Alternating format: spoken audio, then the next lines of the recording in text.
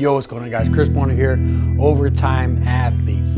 I recently got asked on Instagram, direct message by another coach, what's the most important thing that you're seeing in the industry that coaches aren't addressing with their actual athletes? And I thought about that, and Instagram obviously on the rise, and you got everybody's a strength and performance coach.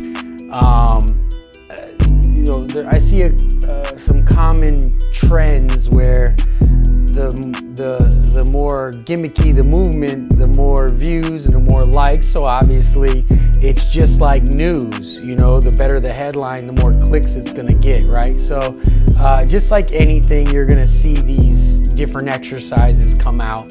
But when it comes to building a foundation, and really something that I'm seeing lacking with a lot of the athletes that I have, some of them coming in here at least, it would have to be training the lower limb system, right? We're so wrapped up in working the posterior chain and the glutes and the hamstrings. And don't get me wrong, I'm one of those coaches. I love to work those things. We love to work our patterns in the bench press and our pulls, things of that nature. And like I said, we love to hammer home the posterior chain. But one thing that I feel like is neglected, it's not to say that it's completely absent, it's just not that much of an emphasis, is the lower limb. And that's the anything from the knee down, right? The ankle complex, the actual foot. And I was put on to this by Pete Bomeritos when I went to his workshop, where he told me he does a whole series of lower limb.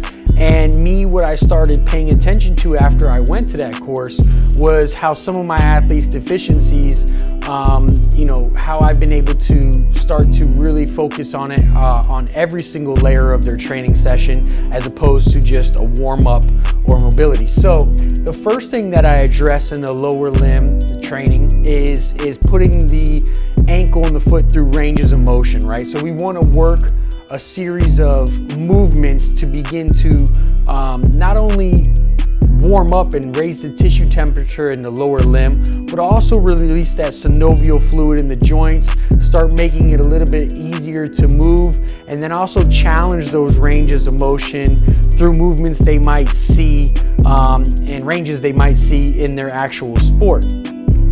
The next thing that I do is really important when setting the foundation has been the dynamic and elastic strength that we've been building within the foot. So now I usually train this now as a continued warm-up through flexion extension of dorsal and plantar flexion, and then inversion, eversion of the actual ankle.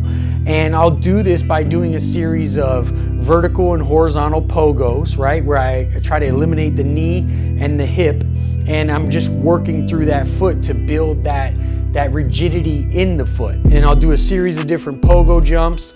I'll do a series of lateral pogo jumps, maybe line hops. These are things that I kind of think are forgotten because we want to do the more heavier lifting, the more bigger box jumps and things of that nature.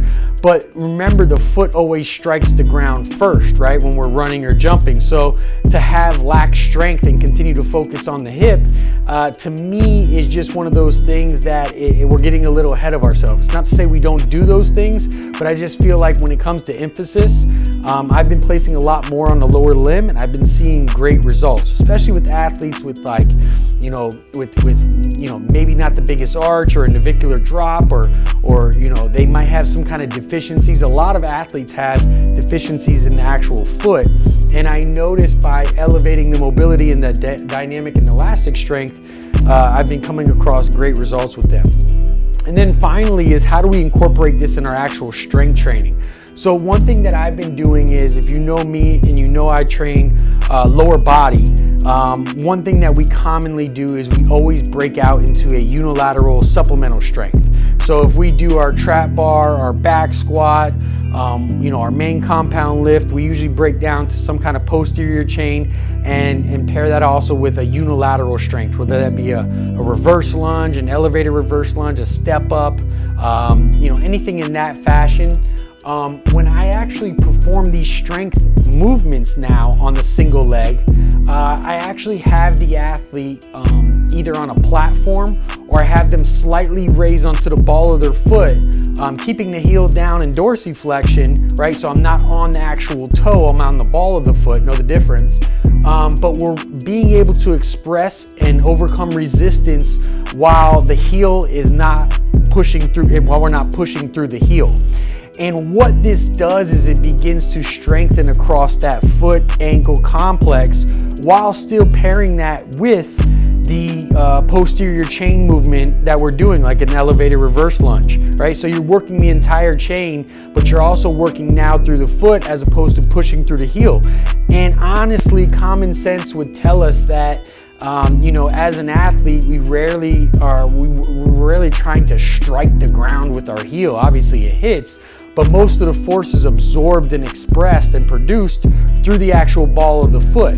So I just slightly made that alteration through the actual auxiliaries, and we're pushing through that ball of that foot through like a platform, whether it be a Bulgarian or elevated reverse lunge. And I've been seeing, again, great results. And what I'm noticing is, I'm actually noticing some athletes, when I focus on their actual foot, a lot more of the mechanics when it comes to jumping and sprinting are starting to slowly be corrected without me having to address those mechanical deficiencies. That's not to say that some athletes don't come in and need to have their sprinting form addressed with some kind of biomechanics that needed something to change, whether it be arm action or something like that.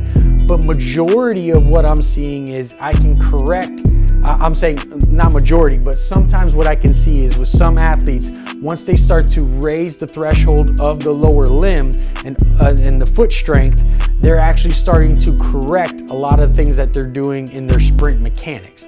So this is just one thing that I kind of wanted to put together as a video for you guys to kind of share some of the experience I'm having as a coach, especially with my athletes in here.